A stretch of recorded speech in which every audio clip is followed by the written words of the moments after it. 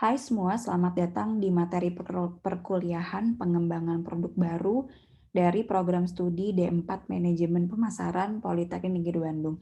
Pada kesempatan ini saya akan menjelaskan tentang product use testing. Apa itu product use testing? Jadi product use testing ini bertujuan untuk mengetahui kondisi operasionalisasi produk yang normal. Pengetahuan ini didapat dari proses alpha testing yang dilakukan oleh karyawan perusahaan di dalam perusahaan. Apa yang dites? Yang dites itu adalah prototipe produk yang sudah dikembangkan sebelumnya. Nah, testing yang kedua adalah beta testing. Beta testing ini dilakukan oleh konsumen, bisa dilakukan di perusahaan ataupun di lokasi yang di mana konsumen itu akan digunakan nantinya.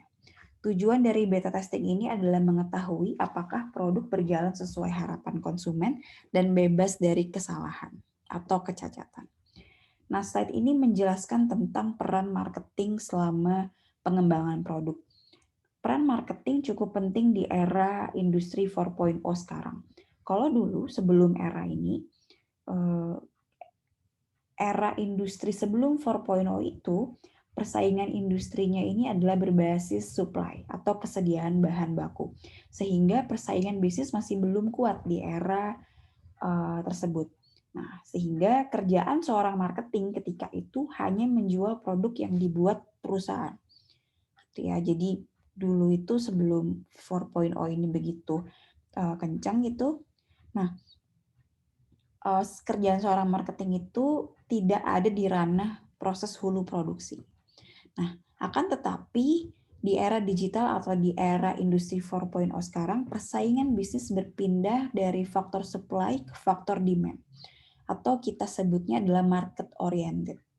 Di mana variasi produk di pasar itu sangat tinggi dan dinamis perubahannya. Sehingga perusahaan berlomba-lomba membuat produk yang dibutuhkan dan disukai oleh konsumen.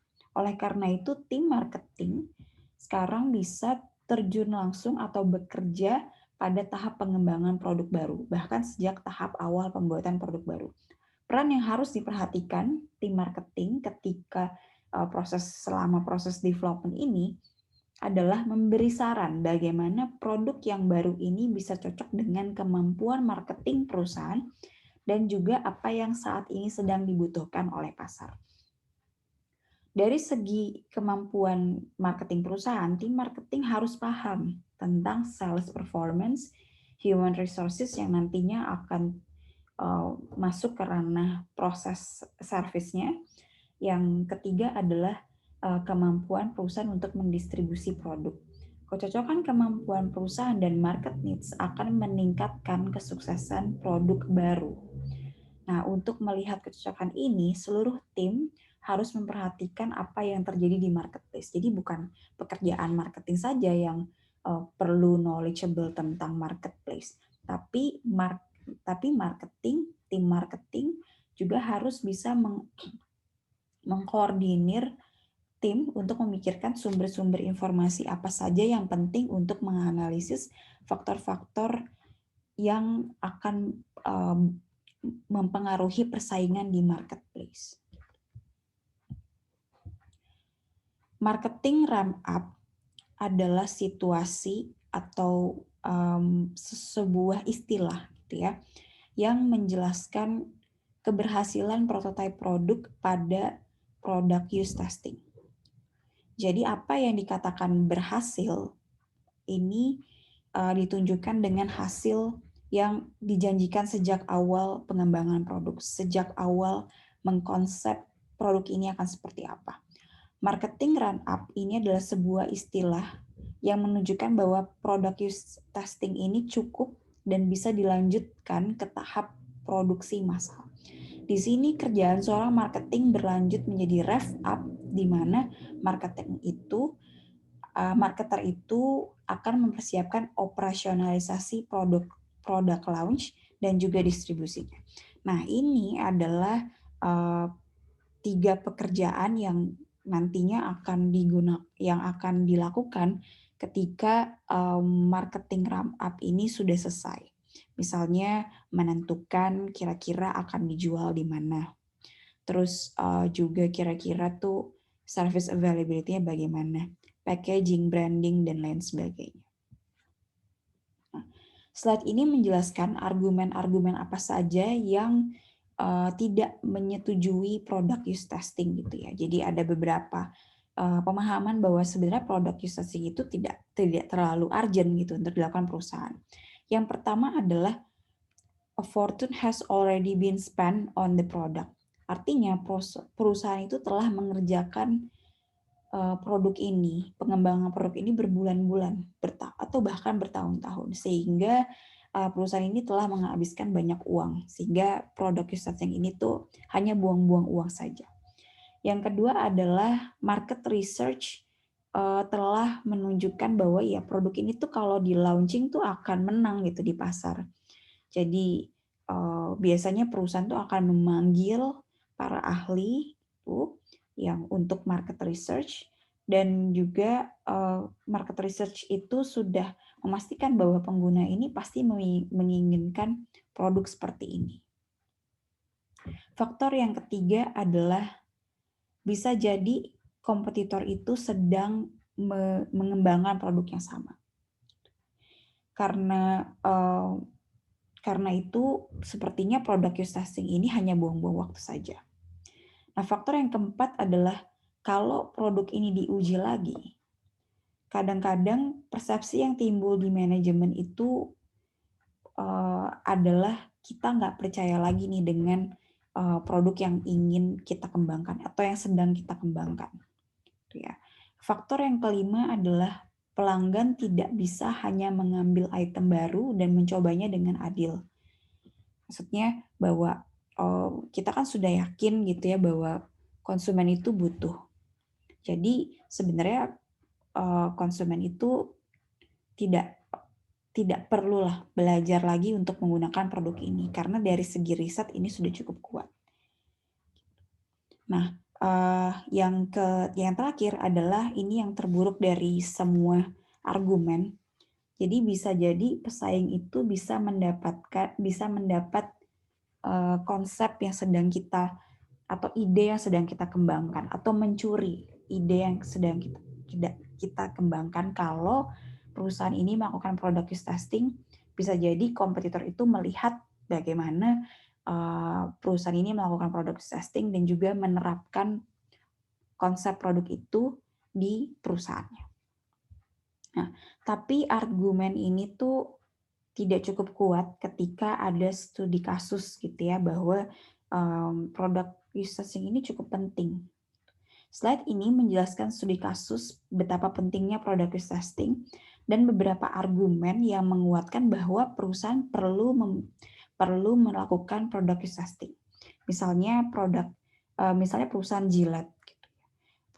Perusahaan Gillette ini menemukan kecacatan desain produk ketika produk yang sudah dicoba oleh tim pada alpha testing itu menunjukkan hasil yang berbeda ketika konsumen mencoba langsung atau beta testing.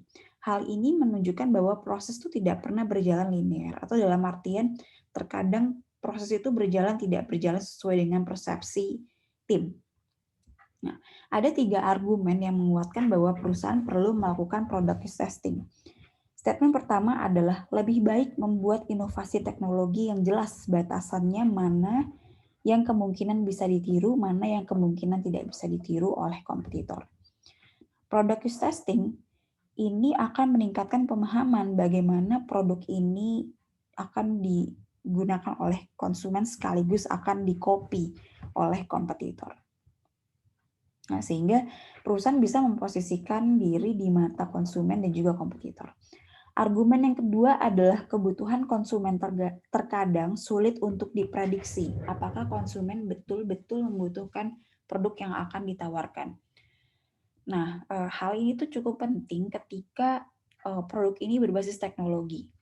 Bagaimana konsumen mampu mengadopsi teknologi yang ditawarkan oleh perusahaan itu bukan proses yang mudah dan juga tidak cepat, sehingga perusahaan itu perlu belajar gitu bagaimana konsumen itu mempersepsikan adopsi teknologi itu sendiri.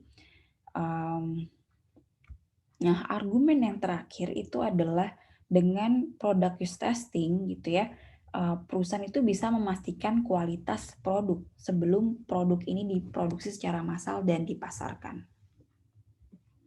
Slide ini menjelaskan hal-hal apa saja yang perusahaan bisa pelajari dari proses product use testing. Yang pertama adalah reaksi awal konsumen tentang produk. Product use testing ini memungkinkan konsumen berpendapat tentang kualitas produk, misalnya warna, kecepatan, daya tahan, kesesuaian dengan penggunaan produk, dengan penggunaan konsumen, dan lain-lain. Yang kedua adalah tentang user experience, di mana informasi kunci dari pengalaman pengguna bisa dilihat. Perusahaan itu perlu melihat seberapa mudah konsumen itu menggunakan produk yang sedang dikembangkan. Lalu bisa nggak konsumen itu mengelola atau merawat produk yang sedang dikembangkan ini? Apakah masih ada kecacatan dan lain sebagainya.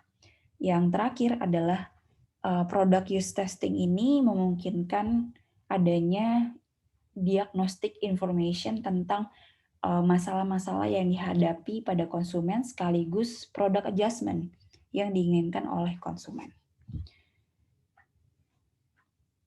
Slide selanjutnya adalah tentang jebakan-jebakan apa saja yang terjadi pada tahap beta testing.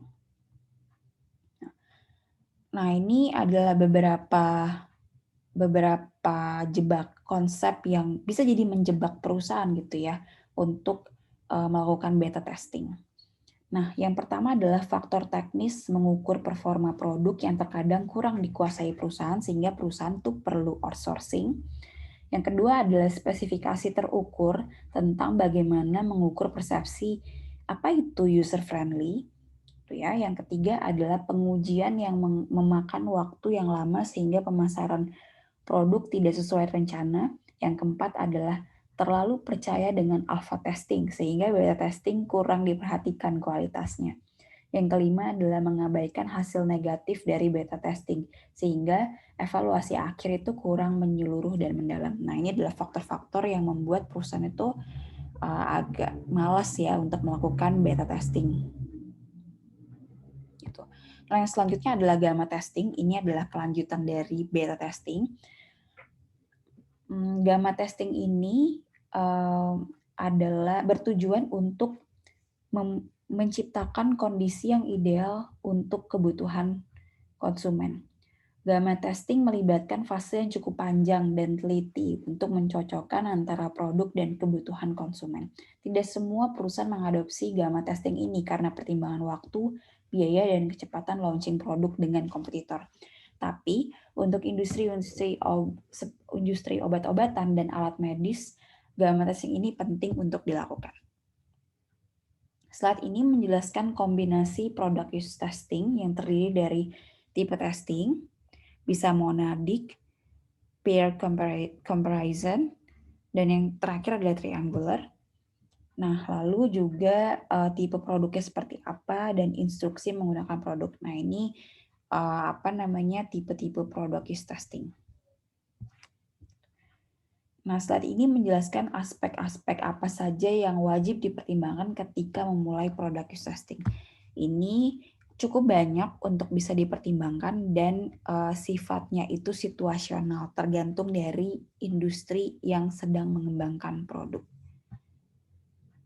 Nah, demikian penjelasan dari saya tentang slide tentang chapter 15. Semoga bermanfaat.